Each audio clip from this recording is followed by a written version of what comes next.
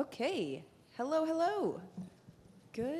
Still morning. Good morning, everyone. Thank you so much for being here. What a full week we've had. Saving the best for last with this juicy conversation. Why are you laughing? This is going to be amazing. All right, before we dive into, I have so many questions. I'd love to have our speakers here introduce themselves briefly, and I think we might even want to engage our audience a little more this time around. So how about Dennis, you start and we can go down the row.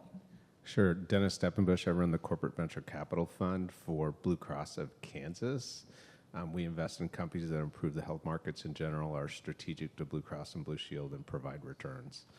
We don't lead, we follow, and I'm the business development guy. So if we take them in the portfolio, we develop them into a customer and a vendor, and then we go to work on referring them to other Blues plans.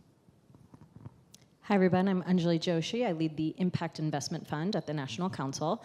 We're a national nonprofit, and our members are the safety net providers across the country. So the CCBHCs, CMHCs, any combination of those letters, and some FQHCs as well. So we really invest to try and help out our providers who generally don't have money to invest in startups or vendors, but really thinking about it from an impact perspective of how do we take our policy knowledge, our government knowledge, our Medicaid knowledge, and really try and accelerate companies along there to bridge that gap between community providers, startups, technologies, and other solutions. Hi, everyone. My name is Prativa Joshi, and we're not related. First of all, thank you for being here. Obviously, I'm actually pretty amazed at the turnout because I know that we are the only people standing in between you and airport right now. So I am an investor at Highmark Ventures, which is a corporate venture capital arm of Highmark Health.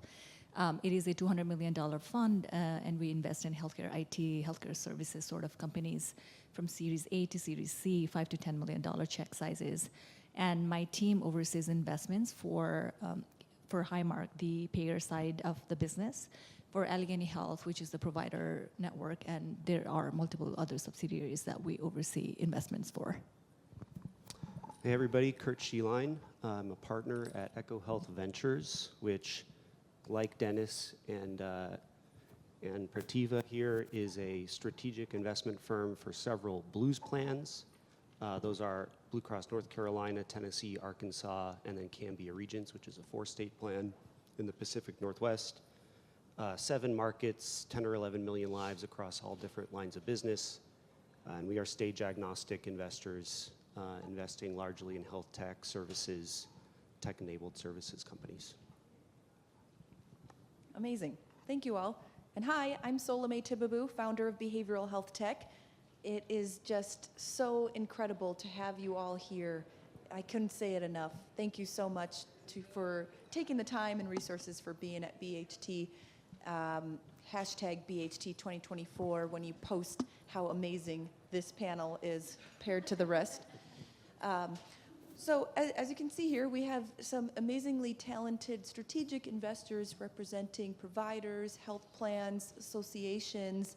I certainly have quite a few questions, but we want to ask you anything that you are particularly interested in learning about from our panelists today.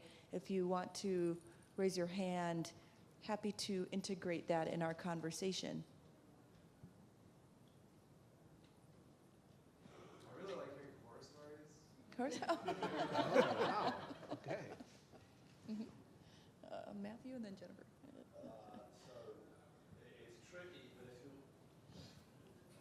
It's tricky, but if you are a strategic investor, is it worth relatively early stage companies coming to you, or basically are you really only mandated to follow on in a bigger round where a financial investor has taken you? In other words, do you want these guys to spam you with stuff, or do you just want to hang out and take a call from every single day when they're rounding up the next big deal?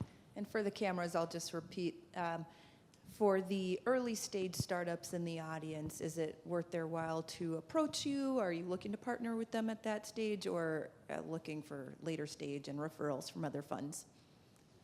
I can take that. So, like I mentioned, we're Series A to Series C. We've done some investments that are in seed stage, and it's incredibly hard. Obviously, if it's earlier stage, because they haven't really found a product market fit, which is why we try to stay within A to C, because then they at least have a product market fit, right? And there's not a lot of risks associated with working with the company. So for us, I like to say that we're pretty early stage, right? We need to see some sort of data, some sort of evidence. But other than that, we we start out with a pilot program, and then we implement to a smaller population, and then eventually we implement it to a larger population. So I like to say we're there early stage, and that's with $5 to $10 million. That's really the only stage of the companies that we can actually invest in. So I would go the other route. We're very early stage. Honestly, like 2 folks in a basement, early stage, all the way up to Series A. And that's actually a lot because we like the co-designing and collaborating, and we want to get there before some of the bad habits form. And so how do we give a lot of exposure to what community providers need, what that work actually looks like on the ground, but what does that mean for your product, your business model, what the opportunities are for funding outside of plans as well. So we like to be really early on as possible, assuming that collaborative spirit and desire is there.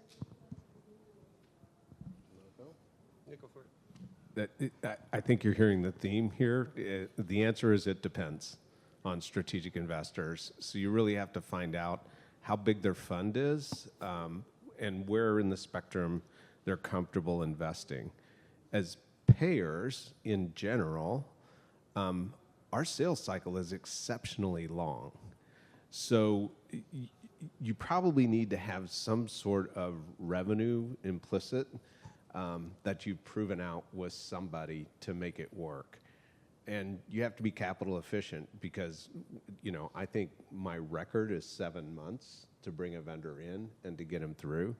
And that's an outlier. It's usually 12 to 15 months to get a purchase product done.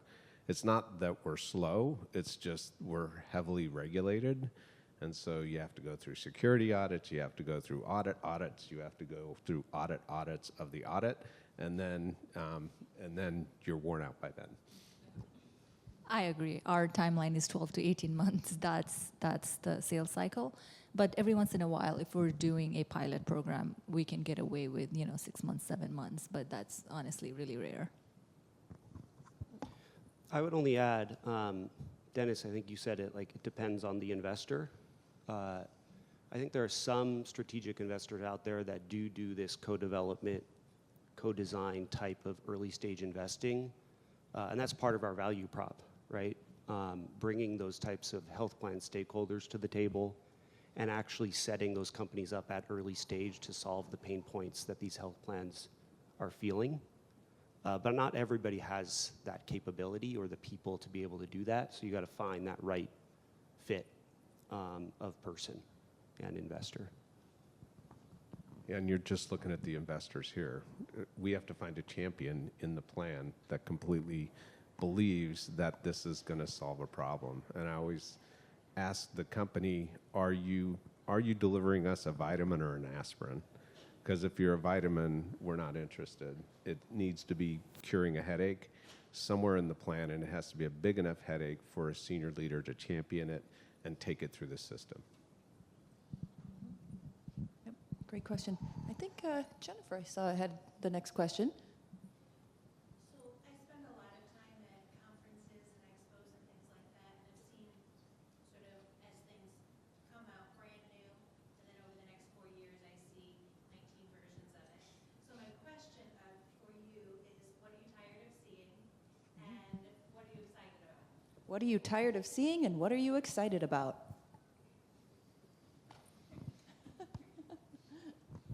All right, I'll jump in. And this is very much from my lens, but I would say I'm very tired of seeing kind of the same old care delivery companies that only exist in the commercial space. I also think there's now starting to be a flavor of some technology companies that are all kind of the same. So I'm very curious what happens after AI note-taking and where folks are going from there. And I'm actually really excited by, there are some companies that are getting in there on what I call very unsexy operational problems because they're realizing there's just actually so much value there. It's not pretty, it's probably not gonna land you on magazines, but I really appreciate how hard some of those folks are working to help those people because those are very often the folks that are holding our systems together.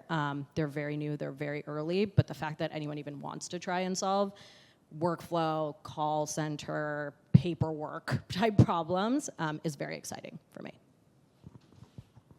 I can go next. And I think it's going to be pretty similar to yours. So first of all, I am very, very tired of seeing anything with AI anymore. So any company that is doing technology, any company that ever used to do software, now it does AI, right? It does Gen AI, it does LLM, machine learning. So just throwing that name in there, and if you don't throw that name in there, then people don't really even look at you anymore. So AI, really, I'm excited about the future, but very tired of seeing just everything being about AI. What I'm really excited about is that, and I'm gonna say, this is probably the second most common thing that we talk about after AI, which is value-based care. I'm excited about it, right? And we've been doing that for a while, and especially at Highmark as well, different types of BBC models. And we've seen it working, and slowly, we're ironing out the issues. And I know that there is going to be a future where we can actually see a model that works. That excites me. Okay, I'm going to make it spicy. I'm tired of value-based care.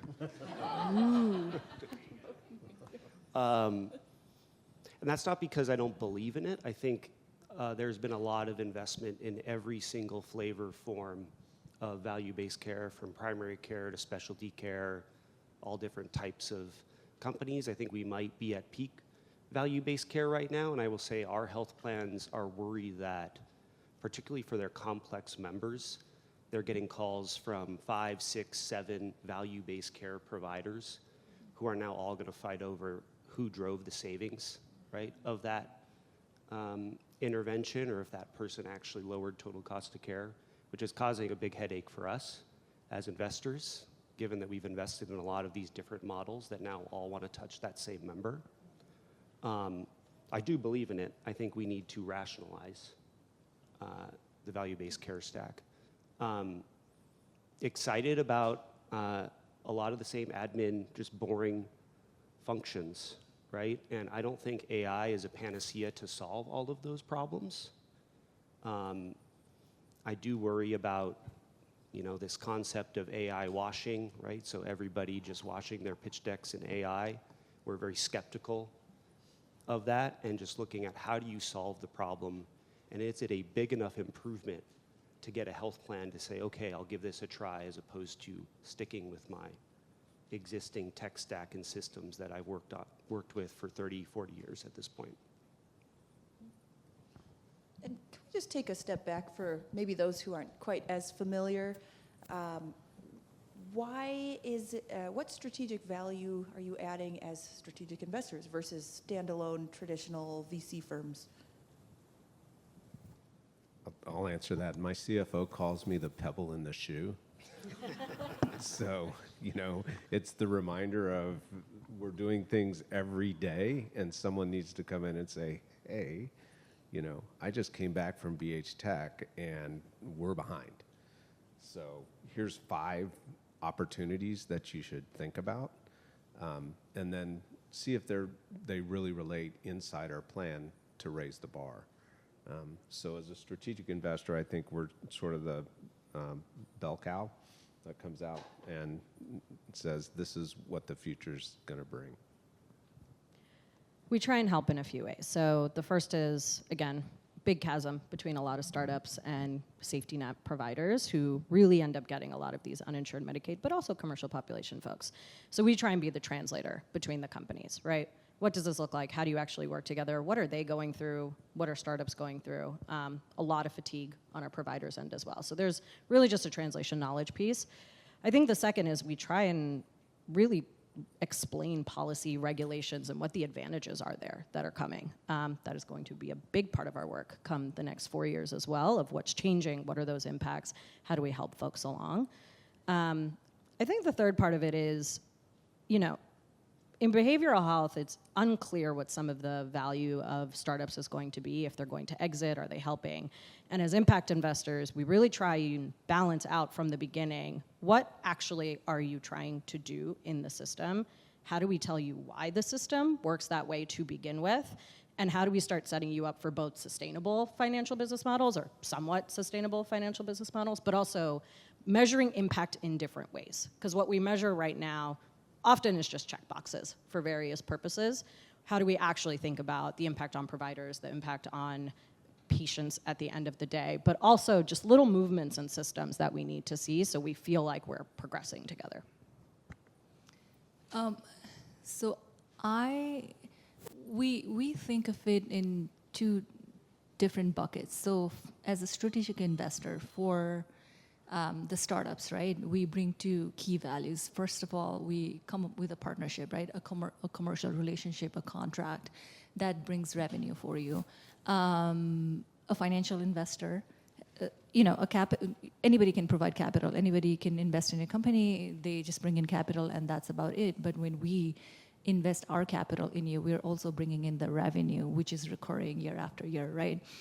And that is really the key part of the startup having a sustainable growth, sustainable development. That's number one, that's we bring. Number two is access to markets. So for example, Highmark, we currently cover Pennsylvania, West Virginia, New York, and Delaware. So for example, if I partner with you in one market, say in Pennsylvania, right, it's going to be that much easier for you as a startup to expand to the other markets, say in West Virginia or Delaware. Those are the two things that we bring to our startups, our portfolio companies. And as strategic investors to our company, to our parent organization, the strategic value that we bring is that a lot of the time when we invest our capital, we are on the boards. We're either on the board seat, we're either board observers. So we're making sure that Highmark's concerns, Highmark's voices are being heard at the board level, and the key decisions are being made on that level, especially if the contract sizes are bigger. That's number one, and the number two is obviously the financial value that we bring through the returns. Yeah, I'd just say partnership is hard, but also valuable if you can do it right. And financial investors will often partner with us, ask us to join rounds because there is that recognition that we bring value around designing, implementing, and then actually keeping a partnership healthy. I would say it's interesting. So I've been at Echo for 8 or 9 years at this point, and I would say getting a contract is like, getting to the 5-yard line. Not the 5-yard line near the goal line, the other 5-yard line, right? And getting to the goal line, like that is the day-to-day work that you do, where the entrepreneurs we partner with that see the value in having someone in the boat with you who can bring that voice of the customer or voice of the partner to the table, it gets them there, right? Helps them get to that other side. And that other goal line. Well, I'd love to dive a little deeper into exactly what you're talking about, Kurt. Like, what are some of those steps? What would make it more seamless between the invested companies and actually getting a commercial contract? But I think I saw, for those of you who just joined us, we're a little more interactive in this session, and so we're hearing from you. What do you want to hear these folks talk about? I thought I saw one more hand after Jennifer. Was there? Please, go ahead. Do you invest internationally? We do not. We are, we're in the U.S. only, especially because our members are here in the U.S. Yeah, we don't invest internationally, but we have folks who their company serves folks overseas, and they also happen to be in the U.S. So we can think about it more globally, but our money doesn't go overseas. With the intent of doing business in the United States and then following all the United States rules.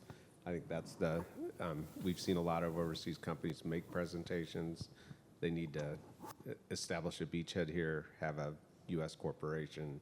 There are a bunch of other things that we have to worry about as payers, which RICO's one of them, or what is that? Yeah, just to make sure we're following all the procedures. So, yes, with caveats. Great, thank you. So, Kurt, you already started in on this a little bit, but just to reiterate, just because you guys would invest in a company does not guarantee an immediate contract with the parent company. And I'd love to learn a little bit more about what has to happen in that divide for some successful commercial partnership as well. Sure, I can jump in first. Well, I'd say first would be, if you look at the landscape of strategic investors, I think you'll find some where there is this requirement from the LP or the parent company that you should only be investing in companies we work with.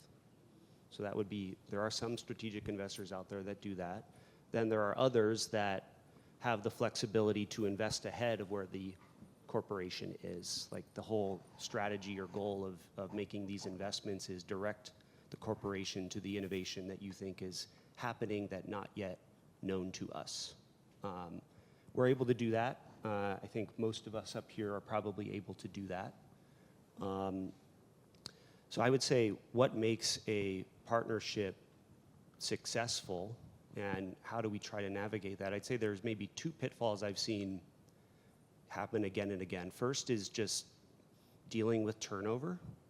So turnover at the health plan. We talked about the importance of champions. It's definitely a challenge. I don't think it's a challenge that's ever going to go away, and maybe that's another value prop that we often bring to entrepreneurs is if you also have that other part of the organization that is not turning over, you can help rebuild those relationships more quickly and more successfully to make the partnership successful again.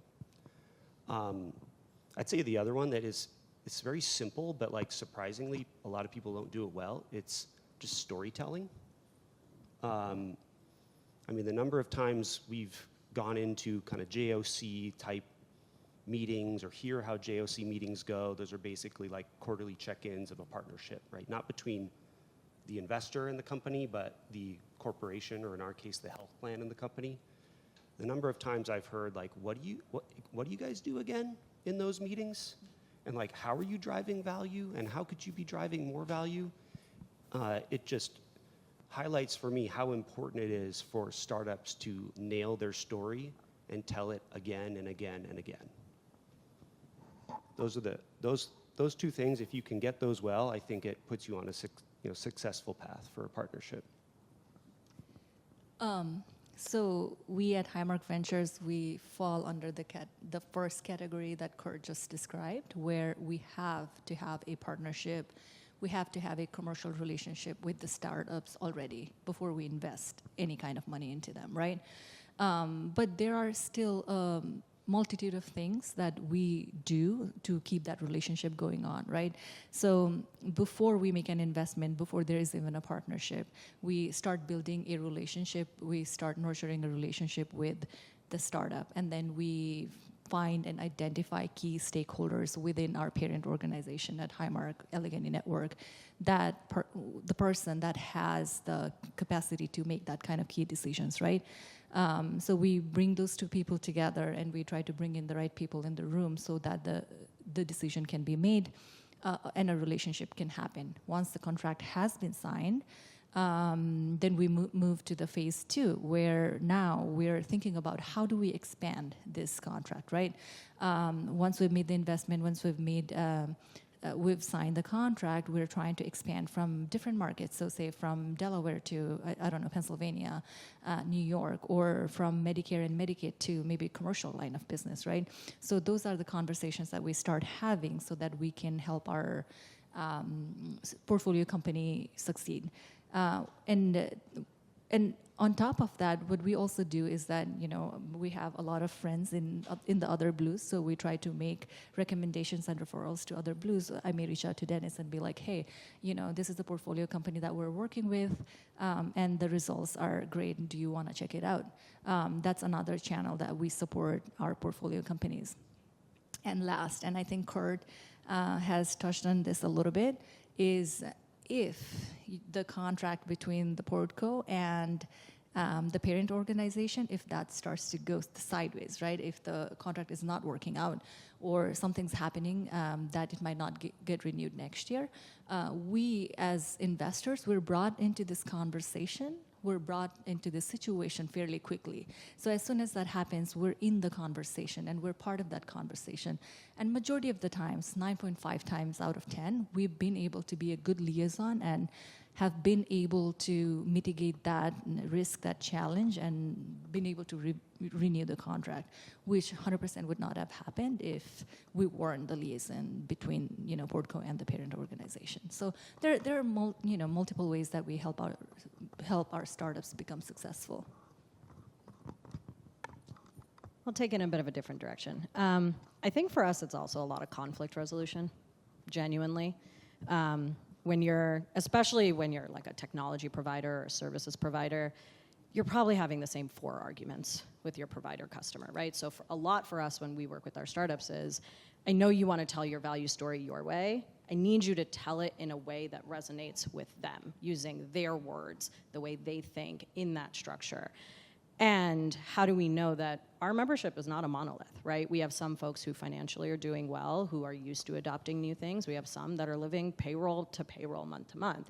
And so how do we bring you along the adoption curve where we're finding you the right folks initially, we're understanding how both sides talk to each other and working with our members too, but then how do we create the stories, the information, the data, kind of start creating a little bit of FOMO in folks that they also want to work on this too. But showing the impact line along it as well. So it's a lot of people to people fighting assumptions, conflict resolutions, but also that kind of what's that risk tolerance and how do we demonstrate enough, depending on who you are, to be able to take the risk, but also understand the risk these folks are taking also for the folks they're trying to take care of. So I'd love to ask a few more nuts and bolts type of questions for our startups in the audience of what are you looking for in 2024 and criteria, that kind of stuff. But I'm going to pivot a little bit, and I'd love to know what drew you to this kind of a career, and is it what you expected?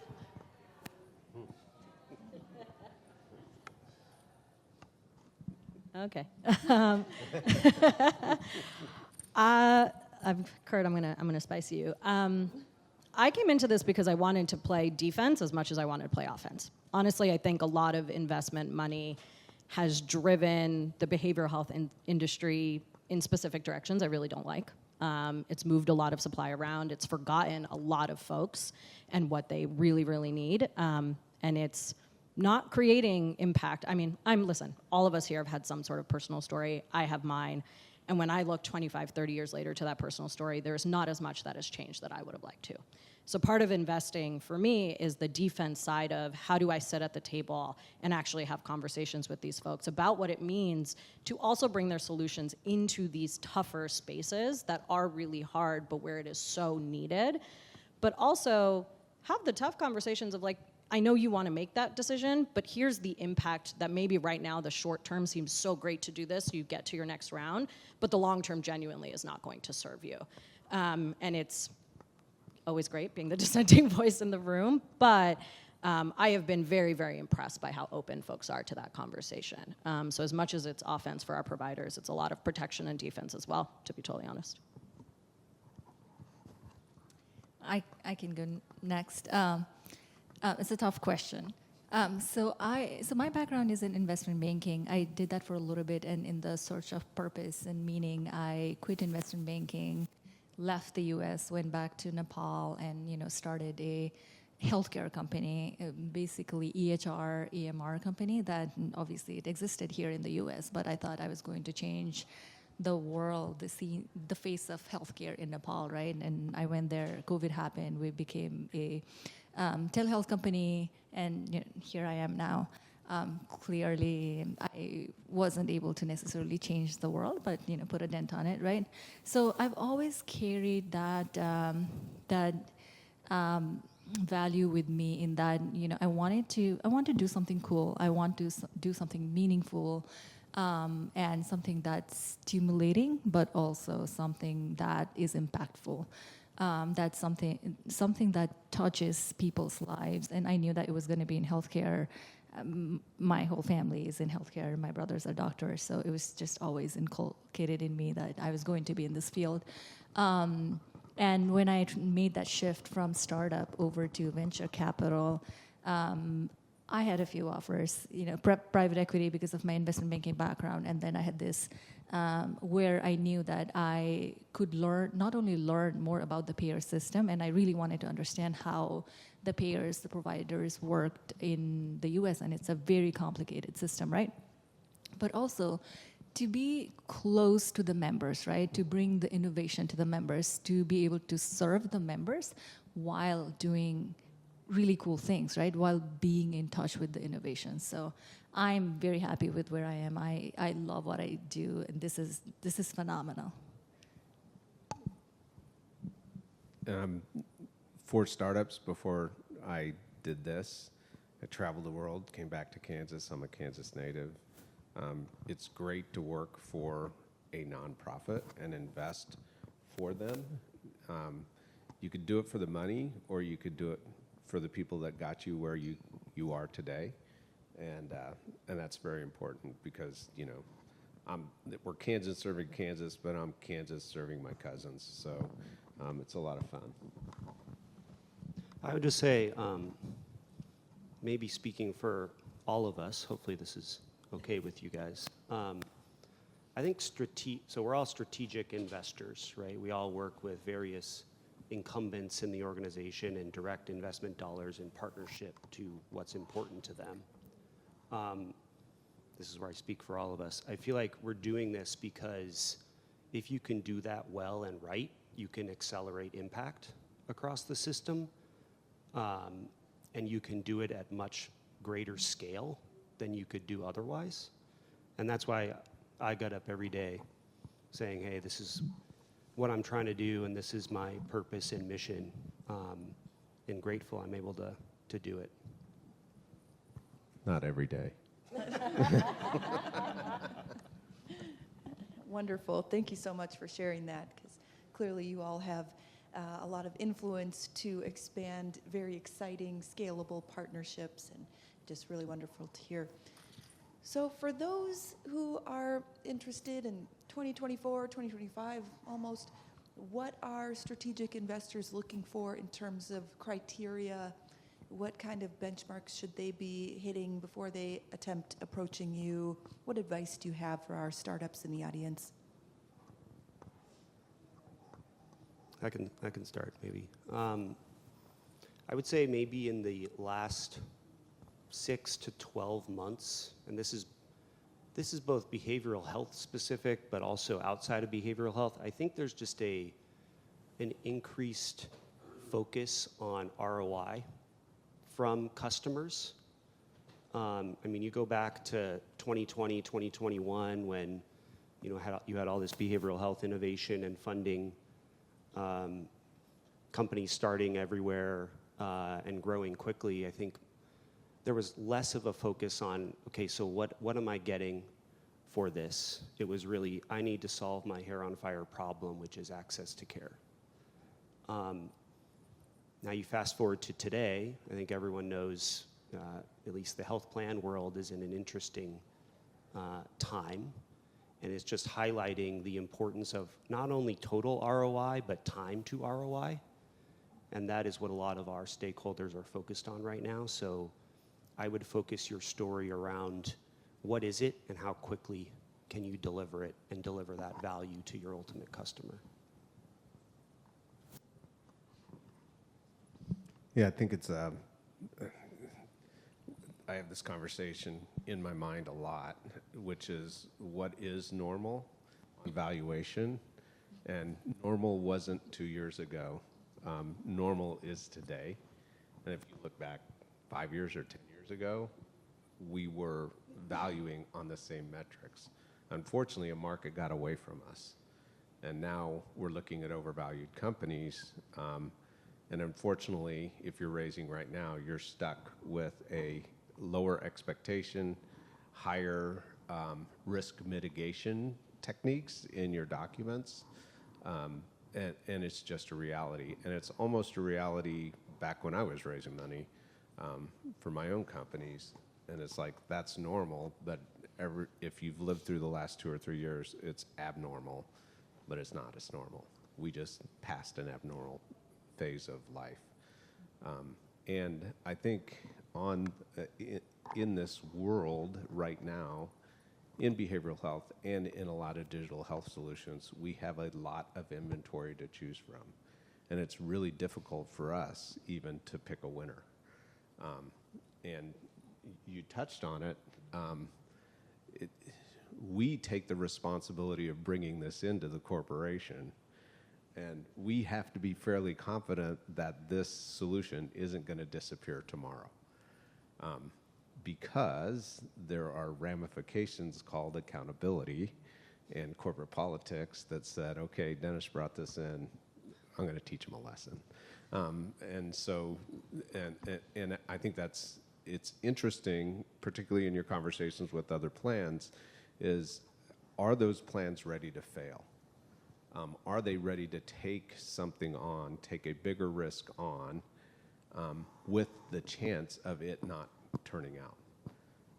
Because if their attitude is like that, and you can resurrect them, or you have to throw them away, what does that do to the overall corporation's approach to the next stage of innovation as well? Very much agree with that as nonprofit investing on the balance sheet. I think the one I would add is in 2025 now, there are still a lot of folks who get doors slammed in their face who want to invest. And so yes, there are a lot of companies that are overvalued, but there are a lot of founders who are very undervalued, right? So the number of often Black women, minorities, people who are not white men typically, who get doors shut, or they're in categories that are very, very new, right? They're usually the first or second folks in these categories. Those are a lot of the people that I'm looking for. And often if we don't end up investing, we do still like to keep the relationship of how can we at least try and help you, connect you to the folks that we know.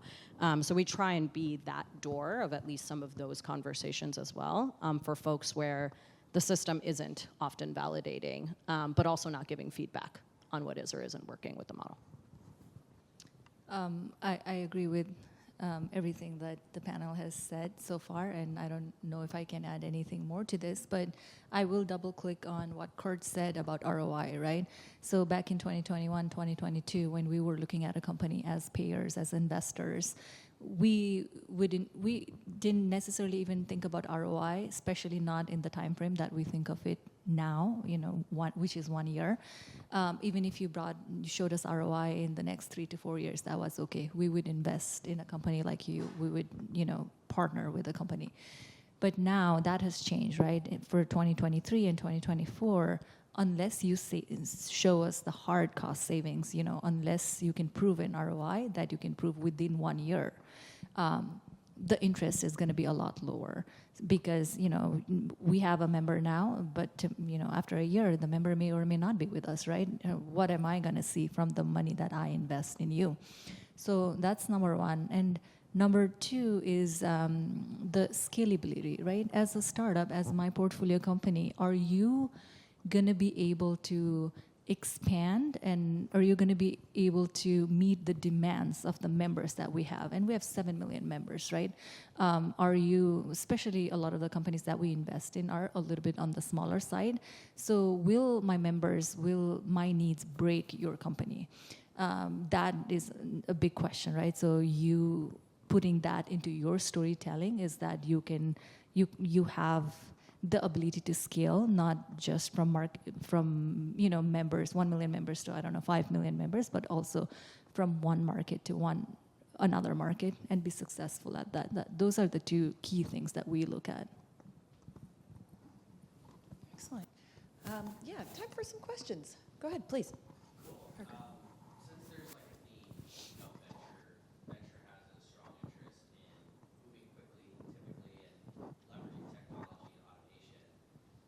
On the theme of strategic partnerships with government and public agencies, how does your role think about and consider, navigating those choppy waters and those slow, decision-making processes, knowing that they're such an important stakeholder in the overall ecosystem? And so I'd just be interested to hear the way you think about a public-private partnership in, the venture world.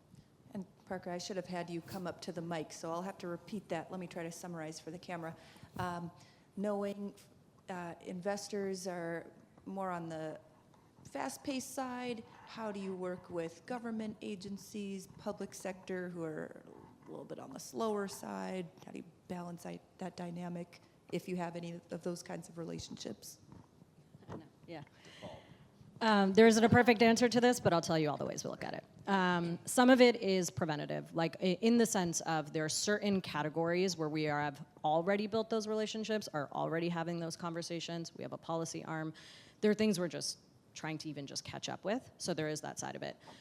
The other is we're figuring some of this out as we go, right? And when we invest in startups, we are very clear about this. There is no magic wand here in this organization either. It requires your participation as much as it requires you talking to us talking to agencies and bringing it all together. I'll give you a really good example. We invested in Mindset Care. They are like, their slogan is they're the TurboTax of SSI, SSDI, Social Security Disability Insurance. So they go out, they find people, they get the application through using a technology system.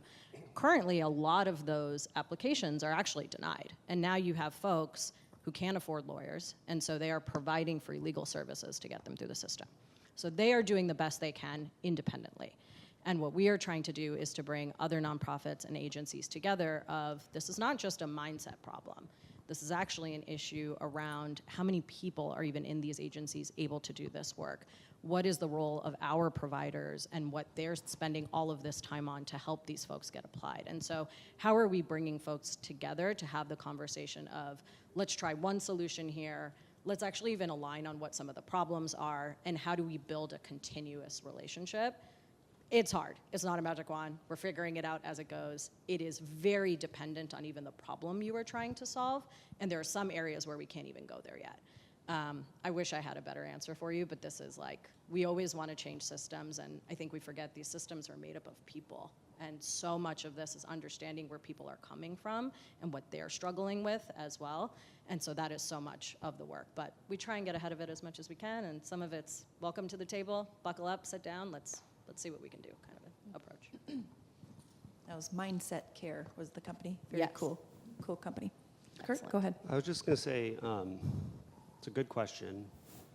The way we try to inoculate or insulate ourselves from that is invest in companies that have a business model or value prop outside of the government markets, right? So speaking on my behalf at Echo, like our plans are largely commercial plans. They do have some government lines of business too.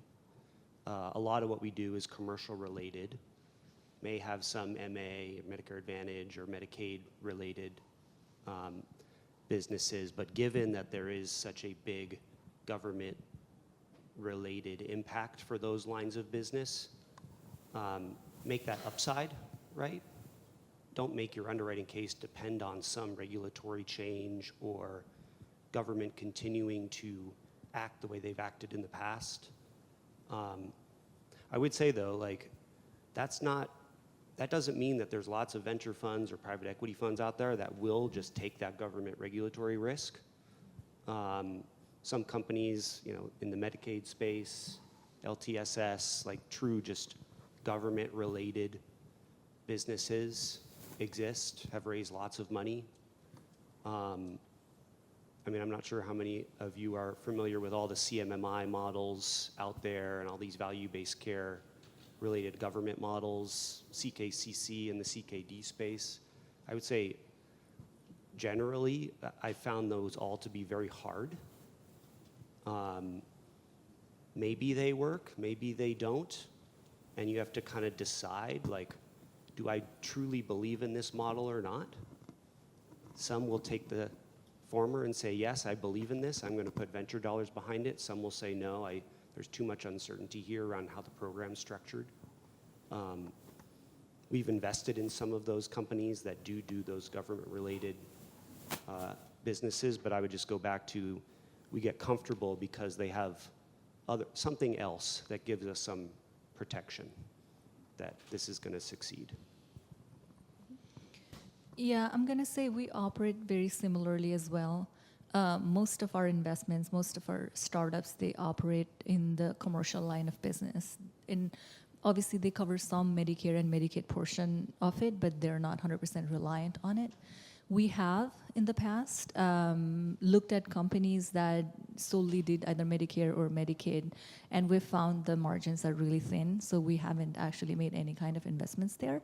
But again, even in the commercial lines, the times are really long. It's not that the timelines are that much shorter. I'm sure it's shorter than the government programs, right? But in healthcare, in general, it's always going to be a longer timeline. Yeah, just a recommendation for startups out there. We see business plans where people say government regulation X is going to happen in March, and I built a business model around it. And you should buy it before X happens. Unfortunately, X doesn't happen, or whoever is the provider or payer is ignoring that regulation so that they can build their systems up to meet it. One example for us that sort of goes against it is we invested in Sonara Health, which during COVID was the SaaS basis to allow for take-home methadone doses from methadone clinics. We invested in that business because it was a standalone model and because they were capital efficient, but we were betting on the come that the regulations would carry it in, but we underwrote it as if it didn't. And that, I think we look at it with a different lens, which is,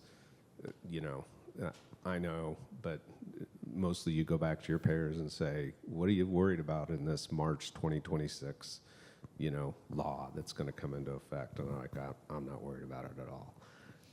And so you've built your whole business model around this government regulation that may or may not come into effect, or it was written into law, and guess what? Someone has to write it into how it functionally works in society, and that could take another 2 years. And I should have let her say that. You did great. Really helpful. Any other questions? You first, and then you.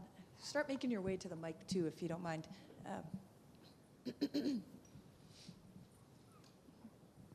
So coming from a population health lens, I want to ask, go back to a comment you made, Anjali, about moving the supply around, because I love all the innovation and creativity. However, one of my big concerns caring for a large population is the fragmentation of care, and I'm not sure that more is better. And I'm wondering if this is something you all are thinking about as you're evaluating lots of really exciting, great products that don't necessarily play well together, talk to each other, and it won't just be solved with an API. I think about it every day. Thank you, I'm not the only one. I'll tell you the question when we're looking at that, all of the solutions here is it more access? Is it more options? Is it more confusions? And how do we just get to more implementations and effectiveness, right? And so that comes up every time.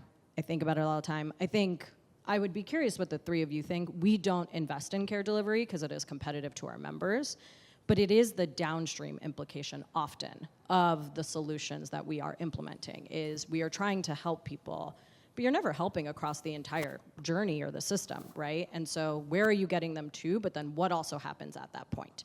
And so as we think about a portfolio and diversifying, kind of what are the points along the way? But is it more access or is it more options is I could put it on a plaque or on my forehead or something. I think about it all the time. So great. Is that, I think we're getting the boots soon. 2 minutes? All right, we'll be efficient here. Yeah. Hi, thank you everyone for your time also and sharing all your perspectives. I'm curious, similarly, question, the landscape around like health tech seems like very fragmented and these companies are building slivers, and if they work together, it could provide a deeper continuum.